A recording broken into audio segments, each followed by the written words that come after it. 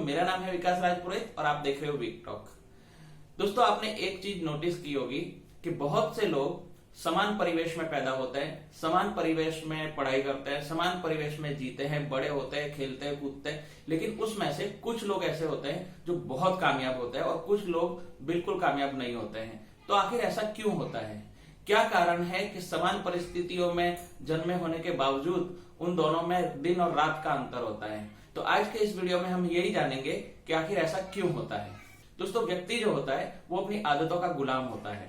व्यक्ति की सफलता या असफलता ऐसे तो बहुत से कारणों पर निर्भर करती है, लेकिन उसमें से एक निश्चित कारण है उसकी हैबिट, उसकी आदतें। वो किस आदतों के साथ में जीता है वो ये तय करती है कि यह व्यक्ति सफल होगा या असफल होगा।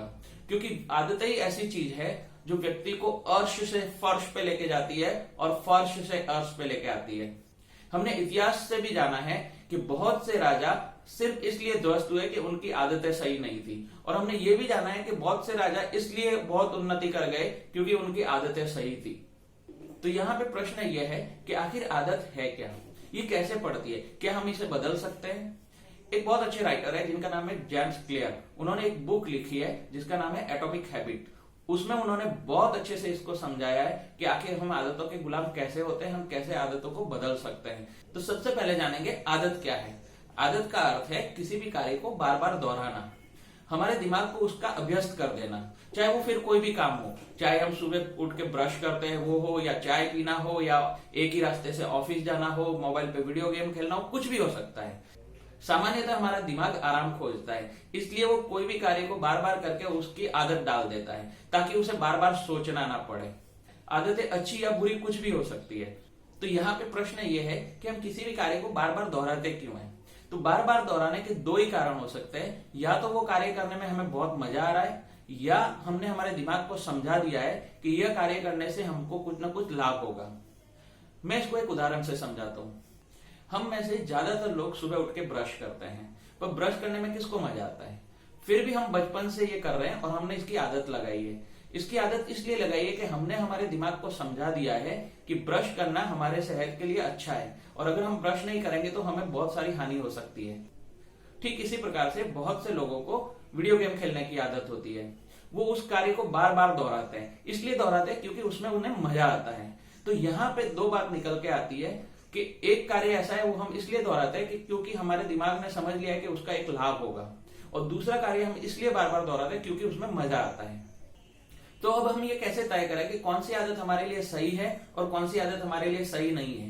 कौन सी आदत से हमें फायदा हो सकता है और कौन सी आदत से हमें फायदा नहीं होगा? तो इसको हम एक उदाहरण से समझते हैं।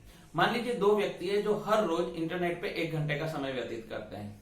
उसमें से एक व्यक्ति जो है वो हर रोज नॉलेजेबल कंटेंट्स देखता है इंटरनेट पे, और एक व्यक्ति जो है वो हर रोज एंटरटेनमेंट से रिलेटेड कंटेंट देखता है।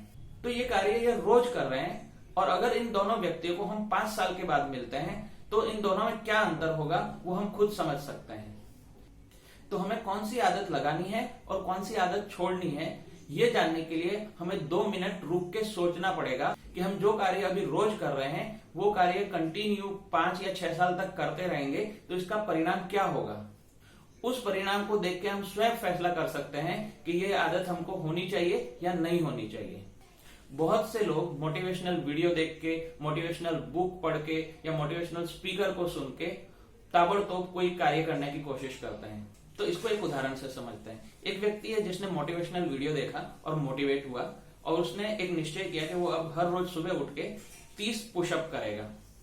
शुरुआत में उसने किए भी, लेकिन धीरे धीरे वो डाउन होते गए। क्यों? क्योंकि उसके लिए विल पावर चाहिए। मोटिवेशन हमेशा टेम्परेरी होता है। मैं ऐसा नहीं कह रहा हूं कि मोटिवेशन सही नहीं है, लेकिन मोटिवेशन टेम्परेरी होता है और हैबिट जो है वो परमानेंट होती है। तो यहाँ पे एक बुक है मिनी हैबिट्स, जिसमें ऑथर ने इस चीज को बहुत ही अच्छे तरह से एक्सप्लेन किया है कि कोई भी आदत को हम कैसे लगा सकते हैं। हम कभी भी बड़ा चैलेंज लेंगे तो उसको हमारा विल पावर अलाउ नहीं करता है। शुरुआत में हम मोटिवेट होते हैं तो 2-4 दिन कर पाते हैं, लेकिन बाद में हम धीरे धीरे उसको कम कर देते हैं या बंद कर देते हैं। तो इससे बेहतर है कि हम उसको छोटे लेवल से शुरू करें। मान लीजिए आपने 30 पुशअप का चैलेंज न लेके 5 पुशअप का चैलेंज लिया होता, तो इसमें आपका विल पावर इतना नहीं चाहिए। 5 पुशअप कोई भी लगा सकता है, तो आपने पहले दिन 5 पुशअप लगाए, उसके बाद में 2-4 दिन बाद 6 लगाए, फिर 2-4 दिन बाद 7 लगाए। इसी तरह से आप कंटिन्यू थोड़े थोड़े दिन के बाद उसमें 1-1, 2-2 पुशअप बढ़ा सकते हैं और 2 या 3 महीने में आप 30 पुशअप तक पहुंच जाएंगे और तब तक आपकी हर रोज ये काम करने की हैबिट भी लग जाएगी। और एक काम कर सकते हैं, किसी भी अच्छी हैबिट को लगाने के लिए उसको थोड़ा सरल कर दिया जाए।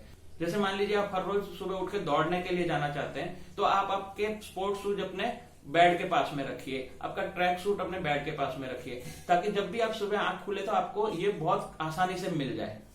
ठीक इसी प्रकार से यदि आपको कोई बुरी आदत है जिसको कम करना है या बंद कर देना है, तो उसके लिए भी आप स्टेप बाय स्टेप ही कर सकते हैं। जैसे मान लीजिए आपको हर रोज 5 घंटे फेसबुक चलाने की आदत है, तो आप एक साथ में 5 घंटे बंद करना चाहोगे तो वो कभी नहीं कर पाओगे, आपका विल पावर आपको कभी अनुमति नहीं देगा।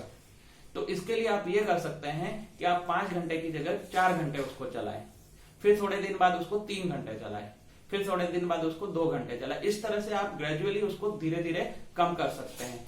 ठीक इसी प्रकार से इसको थोड़ा कठिन भी कर सकते हैं कि हमारे मोबाइल में फेसबुक का जो ऐप है हम उसको डिलीट कर देंगे।